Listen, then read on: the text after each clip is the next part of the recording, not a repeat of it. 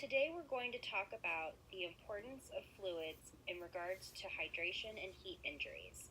We'll also talk about preventative tips to avoid any heat-related injuries while running.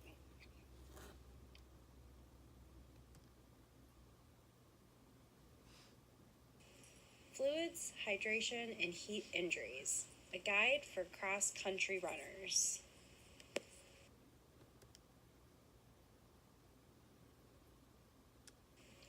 Did you know, while running, the body generates 80% of its energy expended as heat? The most common way of getting rid of that heat is through sweat.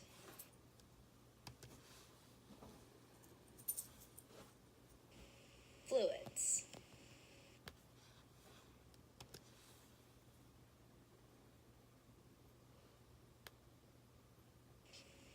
When to hydrate.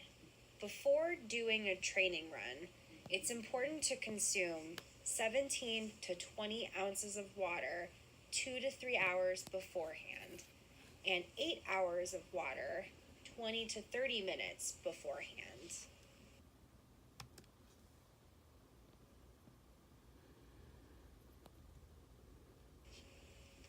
During your training run, you should take in 4 to 6 ounces of fluid every 20 minutes. Runners who are pacing themselves at 8 minutes or faster a mile should take in 6 to 8 ounces of fluid every 20 minutes.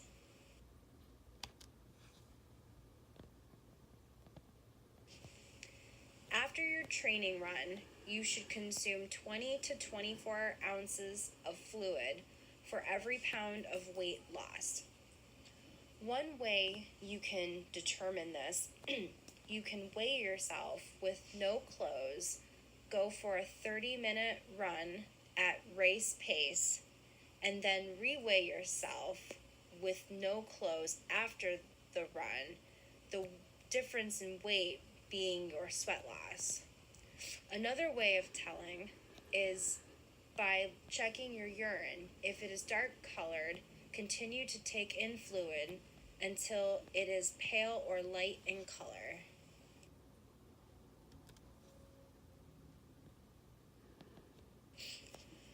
What types of fluids to drink and when? Before a training run, most people generally stick with water. Occasionally, a sports drink may be consumed, but usually prior to a race or a competition, normally when you have jitters, pre-race jitters. During a training run, sports drinks will help to maintain electrolytes, especially on long runs or any run over 90 minutes. Try and get water in every mile to keep from being dehydrated. After training, replenish fluids with water, sports drink, chocolate milk, or a combination of the few, like water and sports drink or water and chocolate milk. And avoid stimulants like caffeine or energy drinks. They may cause gastrointestinal issues.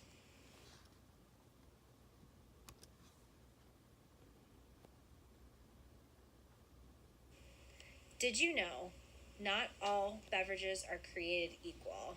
Some are better for replenishment, while others just add calories or sugar.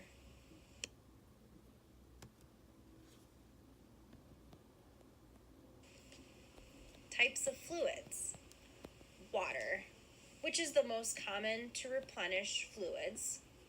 Sports drinks, used when extensive activities are performed or any kind of vigorous exercise. Electrolyte supplements. These usually come in tablets and they can be added with plain water to turn your water into an extra electrolyte fluid. Fruit juices. Not recommended. They may cause GI distress or gastrointestinal distress. Teas and sodas. Also not recommended. Anything with caffeine tends to pull fluids away from the body, therefore not being recommended.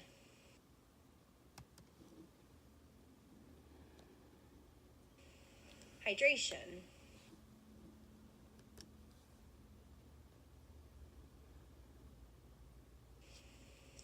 Why is hydration important?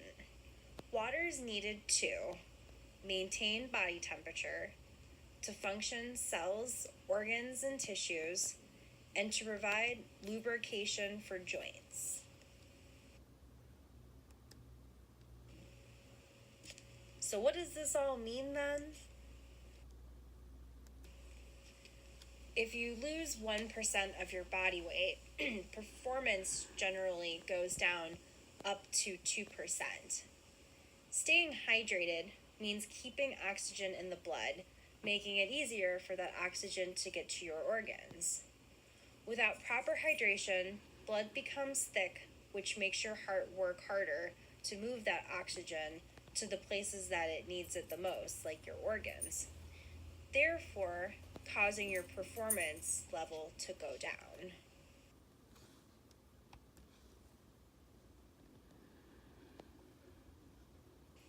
Heat injuries.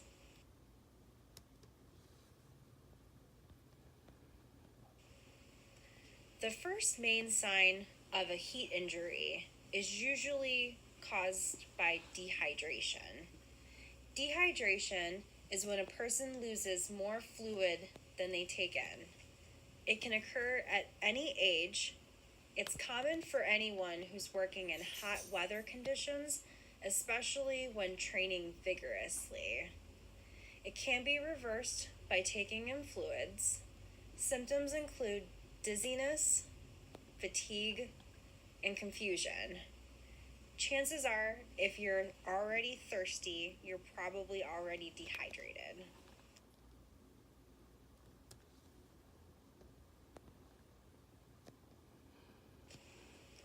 The next level of heat injuries is heat exhaustion. Heat exhaustion occurs when the body temperature reaches 100 to 102 degrees Fahrenheit. Symptoms may include chills, lightheadedness, headache, dizziness, and nausea. Treatment for heat exhaustion is to go to a shaded area, get out of the sun, and rehydrate yourself with fluids like water.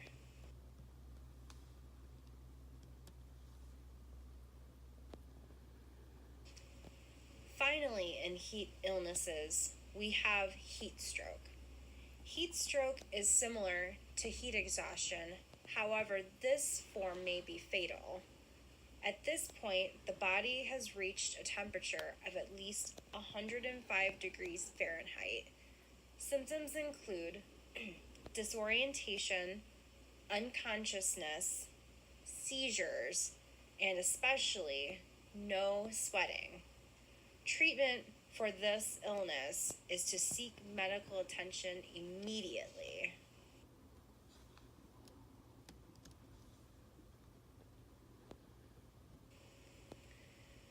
So with all these heat injuries, how can we beat the heat?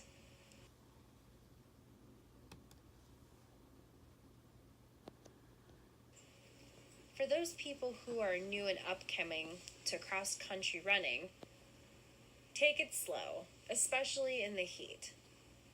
As temperatures rise into the 90s, slow down is generally a good tip for all.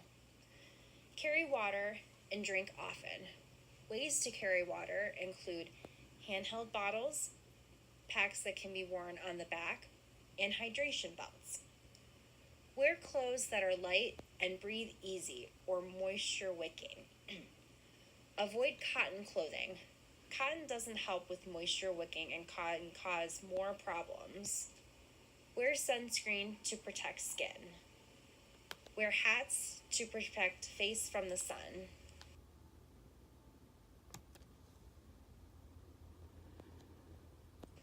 Minimize training when ill. Don't overdo it. Don't avoid training in the summer just because it's hot. Just be smart about it. Always train with others. and or carry a cell phone in case of emergencies.